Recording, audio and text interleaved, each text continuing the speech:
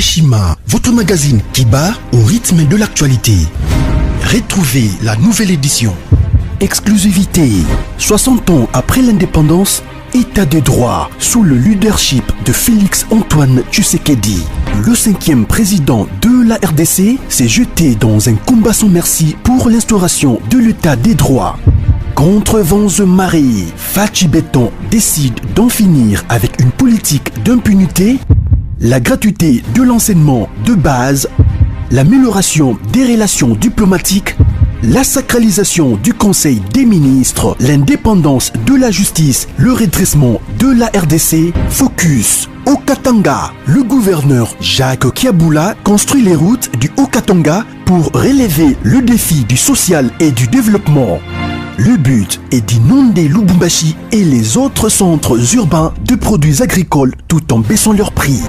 Découverte, nommé directeur général Barnabé Mouakadi veut rendre la DGI plus performante. Dossier Eshima, l'église s'éloigne humiliée du village. Interview, porteur d'espoir dans la lutte contre Covid-19 grâce à l'Artemisia, le docteur Jérôme Mouniangui juge son expérience en RDC. Loi des finances publiques 2020. Le VPM Jambo de Mayo atteint ses objectifs.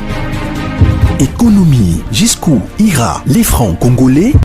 Retrouvez l'intégralité du magazine Eshima dans les kiosques. Eshima Magazine, un nouveau standard d'information. Beauté Bandeko Balandia Sangoya Congo, partout dans le monde, en tout cas, plaisir que Babino toujours ébélé, le bossa poste téléviseur, Nabino Pona Kolanda Biso, Nanzela Basangoya Congo, chaîne Nabino Informa Kabino, comme d'habitude, d'actualité Mboka Nabiso, Nango le la différents sujets d'actualité politique, Nango Nabino Mboka, une fois de plus, moi Namboka, Jenny Kaninda Tobet de ma solitaire politique, sans plus tarder, n'a pas Simbote, invité dans du jour, mais c'est Jenny Kaninda. Bonjour.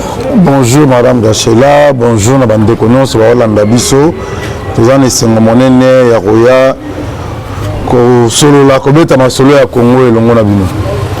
Tout le monde a réaction d'abord tant qu'il y a vraiment proposition il y a député national Moïka Sandi par rapport il y a élection il y a l'indique élection et comment vraiment que ça les mana suffrage indirect au lieu de direct. Bon, universel indirect. Et comme ça va tout parce que bayebi bango bazana kanini. Je ne cesse de le dire que tozana kanibale actuellement na Congo. Congo est divisé en deux parties. Tozana kan ya liboso eza kan ya bato yo balingi changement. OK. Balingi ke makambo changer kolia malonga ezate, komela malonga ezate, kolala na ba conditions mabe.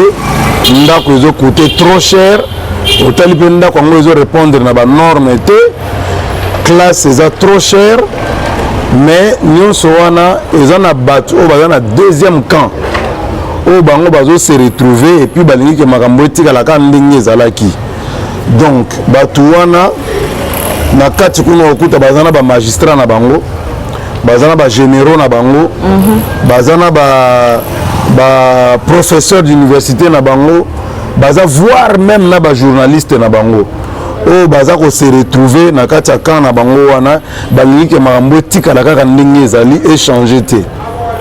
Alors bato wana o bazolinga ke makambo échanger te pendant que le président de la République ndeko Félix Antoine Tshisekedi azobunda pour que makambo échanger bango de l'autre côté bazoluka ba mécanisme nini il faut que en place pour que bango batika na ba position baza nango nde na lobi ke eko kamwisa te nde bande kolokola ba kasanjiwana bato baza na valeur moko te morale civique baza na eloko moko te au Congolais ko envier pa na bango baza ba millionnaire po ba yibi mbongo baza miyibi.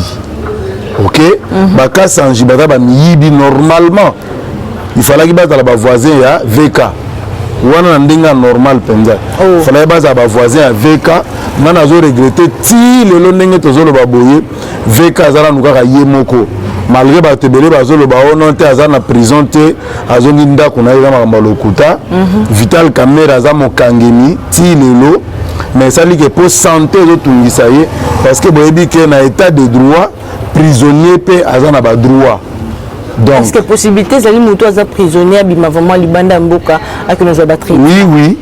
Un prisonnier a des droits. Okay. Il a droit, ceux qui ont peine capitale, c'est-à-dire peine de mort, ils ont droit à en bonne santé, ils ont droit au tanga. La prison, ils ont droit au tanga, un prisonnier.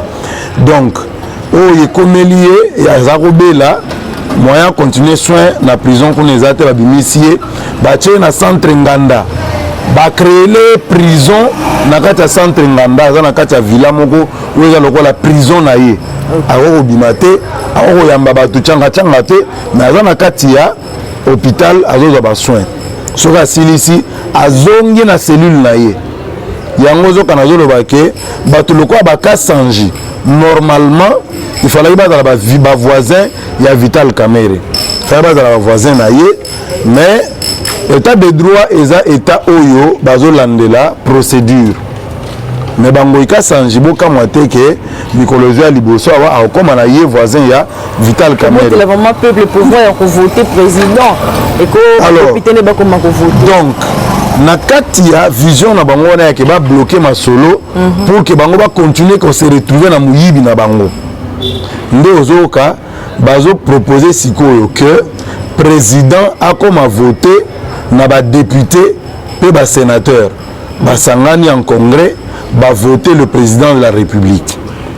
Wana est une manière de Congolais que le col lelo bazana schéma ya ke ba destituer Mokonjamboka le président Félix Antoine Tshisekedi Tshilombo va destituer ye na projet oyo ba kotisi Martin Fayulu na kati. Projet zalaki ya bango na niveau FCC. Bamoni ke na bango moko esimba te. Po bango moko na niveau ba institution bako bundana nango mais ba bi déjà que ekosimba te. D'où bazo luka maintenant mutoyo aza quand même na population simanaye. Martin Fayulu aza la population. OK. Parce que c'est un deuxième na élection, ça signifie que ça na batu baza simanayo.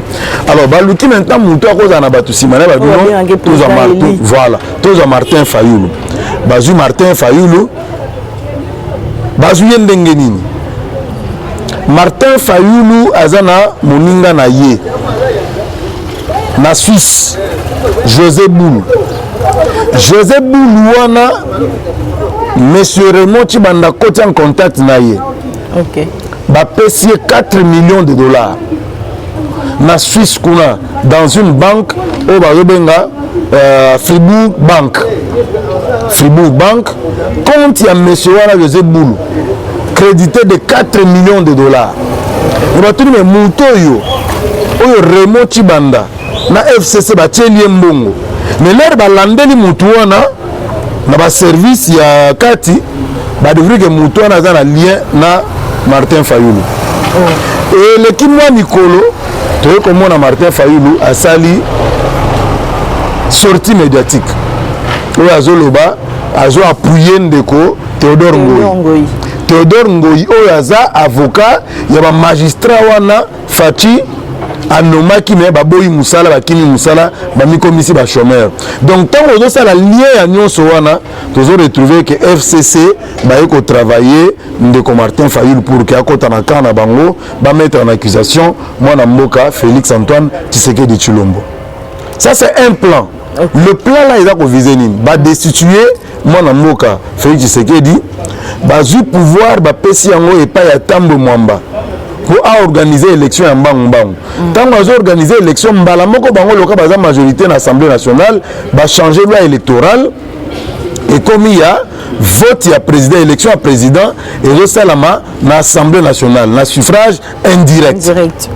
Et tant ba ko sala élection kuna na modifiant la loi électorale ba sali pe ke ba bongisa ke Joseph Kabila a se représenter. Mbala moko na chita sima koto Martin Fayulu ba nommé premier ministre, Joseph Kabila ba commis éligible. En plein bango. C'est ça le plan. Okay. C'est ça le plan. Et maintenant à niveau Assemblée nationale ba voter les sous qu'on entre-temps Tambo Mambazo chauffé kiti. Ba destituer Tshisekedi Bache pembeni.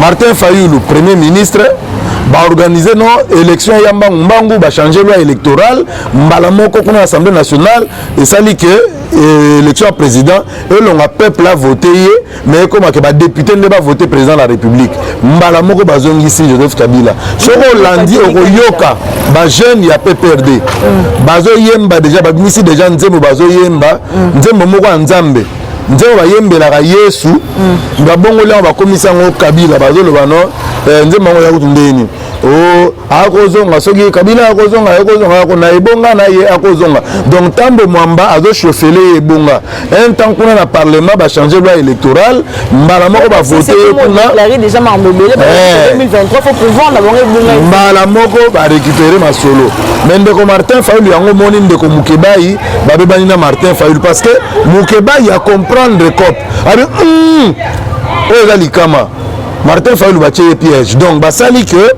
Martin Fayulu a kota masolo batie premier ministre tambo mwamba président intérimaire malamoko kuna babungisi loi électorale na parlement kuna ba voter Kabila azongi ne bonga na ye mona calcul nde oyoki ongo ikasanji abwaki déjà pour ba tester population bata la population arrondimango bendenge nini nde loko tozoloba il faut population atelema ndenge atelemaki na tour ya Ronsard Malonda to bandelela kotelemela ngo ikasanji parce que boyebake na nsima kasanji eza bandoki bandeko ya FCC bango nde babatami nsima na ye il faut population comprendre que nsima ya kasanji eza bandoki bandeko ya FCC bango nde babatami nsima wana il faut déjà kotelemela kasanji soki totelemeli kasanji te yeba ke c'est parti pour que Kabila azonga na pouvoir. Est-ce qu'il y a une qualité en Assemblée nationale à destituer le chef de l'État? Assemblée nationale, na Sénat, bazan na Marocain a destitué le président de la République parce que destitution il y a président de la République et ça na kati il y a procédure, il y a mise en accusation à chef de l'État ou il y a une procédure judiciaire. C'est-à-dire que c'est le parquet qui doit porter des accusations contre le chef de l'État, mais va saisir l'Assemblée nationale pour que l'Assemblée nationale va lever immunité à président de la République, de sorte que Bango va s'ambisayer. Donc accusation et conduire na destitution il y a président de la République. Donc il y a des démarches parlementaires. Donc quoi il s'est président de la République, il y a une démarche judiciaire, c'est-à-dire parquet près la Cour constitutionnelle.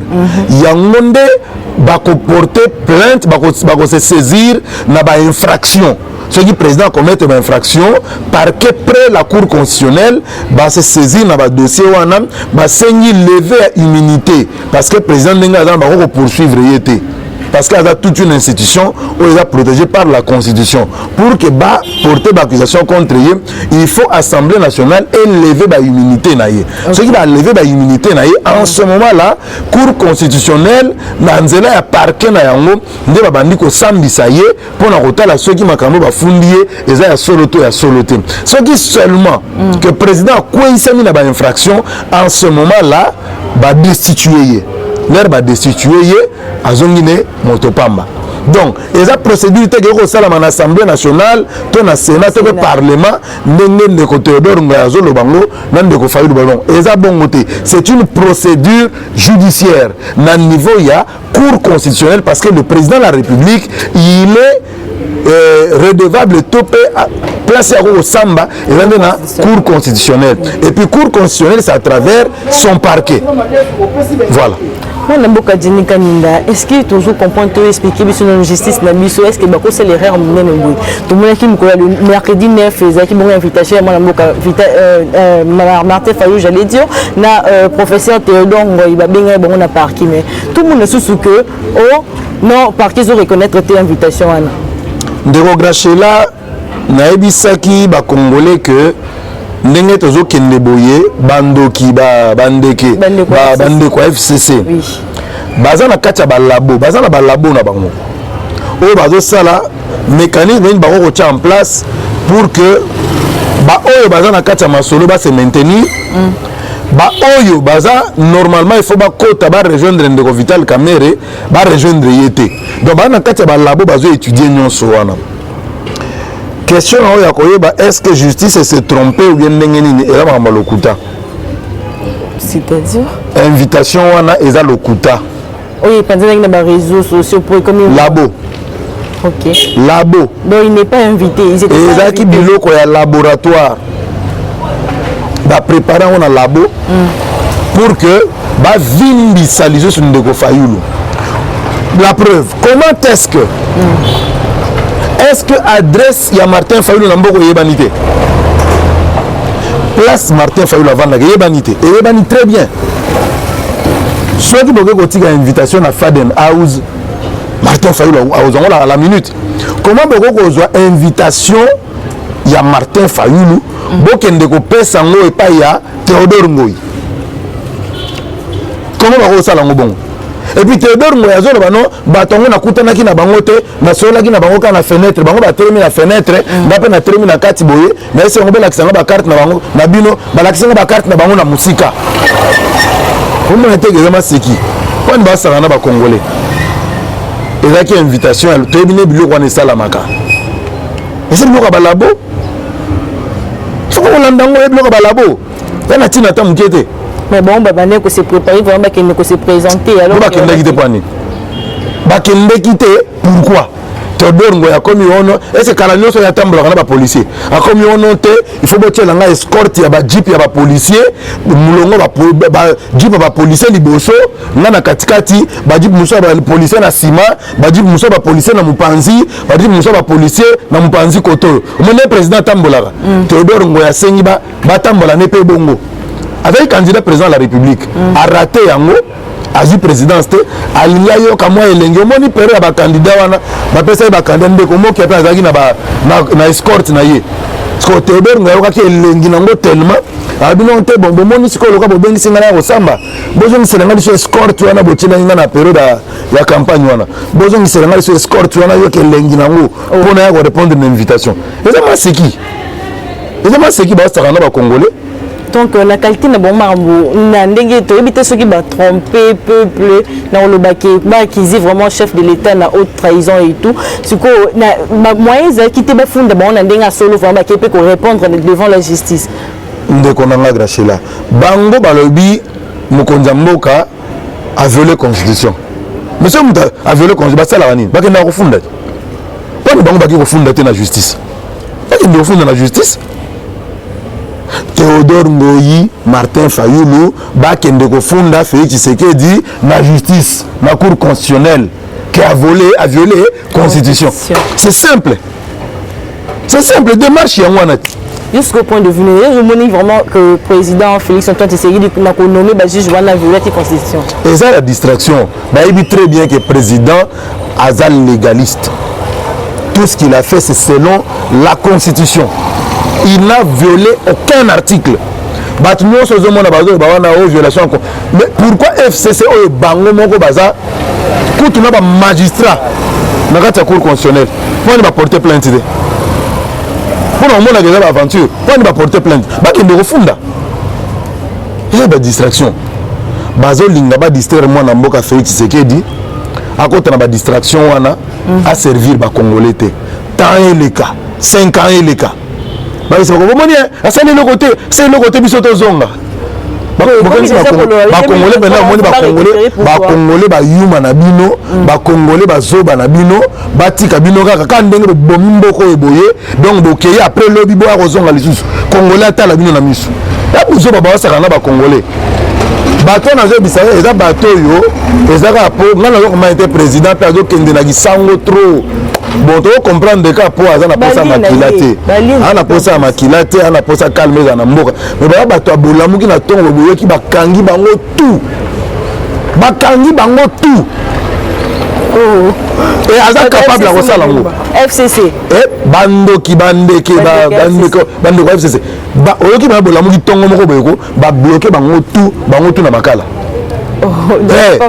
aza capable ya kosala ngo mais ye moko kaka nde azolinga na ye te alinga makambo eke na malembe omoi ndenge eza wana mpo ndenge tokende boyoka o ministre tel ya UDPS bakoyisi ye ministre tel ya cash bakoyisi ye c'est ce qu'ils vont faire mais bayeba ok le président de la République il est capable bakoyisi deux ministres ye abengani 5 na gouvernement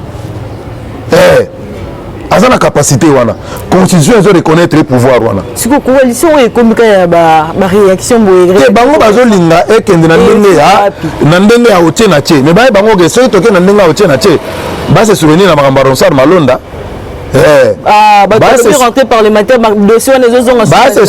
base souvenir na Ronsard Malonda wana ezalaki épisode ya liboso soki kaka bameki lisusu donc mbalo nde parler du peuple wana yokangama mpona libela balobi rentrer parlementaire tous les dossiers elali bala musa Ronsard Malonda nayebisi yo ke nalaki yo kanga émission yo ntango esalama okata parti wana nayebisi yo ke soki kaka bameki parlement wana ekokangama mpona libela ti mokolo Félix Tshisekedi akobenga baélection mosusu mpona badepute ya sika dossier Bukanga Lonzo tomoyaki bongo mwana mboka matata pono kokende ye moko na IGF ekende kosenga ke ba enquêter sur projet Bukanga Lonzo musicien moko ayemba aloba soki nanu aloba nini soki nanu babengi yo te kozala presse ya kondima présente musicien moko ayemba ngo aloba soki nanu babengi yo te kozala presse ya kondima présente yo nanu babengi yo te nous nous avons pressé pour nous présent. Ah ben ils ont réclamé une autre. C'est là-bas ben là yo. Pour banquette que tu bandi mkolalelo. Soki boso la kanaye. Yebisa ye Jenny Kaninda lobby soki nanu ba bengi yo te na justice cause la presse on m'a présenté. Matata ponyo azela pressé pour ani. Il fa ko benga yeti. Aza pressé pour ani. Mutima comme niveau qui est déjà aussi. Aza la calme. Aza la calme. Ya kanisi ba bani. Aza pressé pourquoi? nyonso olaka na yebisa ye aza pressé pourquoi azela nanu azela tour ya baninga esila basambisi baninga ti basisi kosamba mais apparemment azali innocent puisque loko aza innocent azela kasi basisa tour ya baninga apressé poani azela tour na ye. Ok, to continue vraiment na émission na biso. Moi na mboka Jenny Kaninda ko kiko yebisa biso. Est-ce que vraiment ndozo mona makambo zo kende état de droit na biso, état de droit vraiment na mboko to ko lo bango vraiment ezongi na nzela. Mama, mais état de droit ezongi na nzela. Bazo yebisa yo ke na ba frontière. Ba recette ya frontière et se multiplier par 10 par 15. Ezani, état de droit te. Si mutu akomotala avant yiba aotana moninga oyo akofunda nga te oyo aotala oyo azosurveille oyo état de droit yango wana état de droit yango wana lero ozoyoka barecette ya DGI barecette ya soki dgrad soki banini barecette na bango emati fois 10 eza nini état de droit mutu akomikebisa la population le batebele ba yiba mbongo ba 18 ans passé baza bazotambola na kimia ti ba pressé pour nini bon de la pressé état de droit yango wana dossier bakenda nango malembe hein bato yo ngana zo senga nde ba congolais mutu nyonso ayebi ke balia ye mbongo na ye ba yiba ye lupangu na ye bateka ye biloko na ye et pas ba magistrat lokuta ba général lokuta miyibi wana nyonso akende ko dénoncer bazo constituer dossier yo pe soko yiba ndeko grachela bazo constituer dossier na yo bazo constituer fichier na yo malembe ti ba ko benga ndeko grachela ya kanano yo plante wana otie wana ya kabelo wana ozaki mbongo ndengeni non c'est ça l'état de malembe tous à la pressé surtout sali à pressé et yo comme et comme acharnement chasse à la sorcière te tokende malembe ndeko mwasi ya ndeko kimbuta omoni mwasi na ye bachake maboko ndoki nani ndeko kimbuta bango mingi na bosa na so komi kota bandi wa FCC etiaka nga mwa mobulu na monoko nayebaka ndeko Yvette omoni bakendeki ne mbangu omoni ndenge esali retour te bakongole bazala mbangu te dossier ya justice il faut ke nango malembe boke malembe bakokisi badossier no nyonso complet apres nde babenge tata ye mama ye yaka dossier na yo ekoki ya koexplike biso sikoyo donc pepe va nango calme bayebake bato tout bayiba mbongo kala na bazala vraiment na si bazala calme omoni bandoki bandeko nyonso ya FCC bakotya molongo bakotia mulongo bango nyonso les uns après les autres, les uns avant les autres. Bango nyonso. Parce que ndenge toza boye état de droit autoroute bato ba mona ngoka neti za ba jeu parce que comme dans tour na yote. Oko mutu ako ganga po comme dans tour na yote. Mais so comme ka tour na yo. Oh. Donc état donc il a pendu solo ko. De bato bazo douter wana ba eza pona ne comme tour na bango te. Mais ba apprécier te. Et là même na bato baza lelo na kati ya opposition. Ne ba koliama. Lelo baza na kati ya opposition mais ba koliama na état de droit. Parce que l'état de droit auto côté lelo eza que magistrat azo sambisa azo za coup de fil te. Ti abandaki ti asilisa du coup de fil te. C'est ça. Au peuple aza ko luka. Il y a que mutu ba botola ke lupango. Parce que ce pays était vendu. Vraiment. Mutu ba botoli mutu mwasi mais azana droit ko lobate. Ba violer moi na mutu mais mutu azana droit ko lobate. Ba botoli mutu lupango azana droit ko lobate. C'est ce qu'on a vécu. Mais maintenant ils ont qu'il est aussi là. Ils ont qu'il est aussi là. Maman ba botola lupango c'est le moment.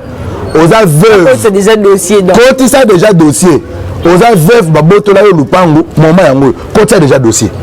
Voilà mon amboka Jenny candidat comme vraiment na souka émission na biso to song c'est le caméra au pesa mot de la fin émission. Non mot de la fin nanga eza ya ko senga bande ko nanga ba congolais tozeli déjà ebelé. Tonyo komi déjà mingi.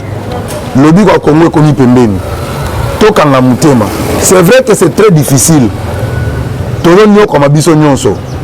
Ngape na za locataire. Ngape bana nanga ba otanga na privé. Ozoyoka.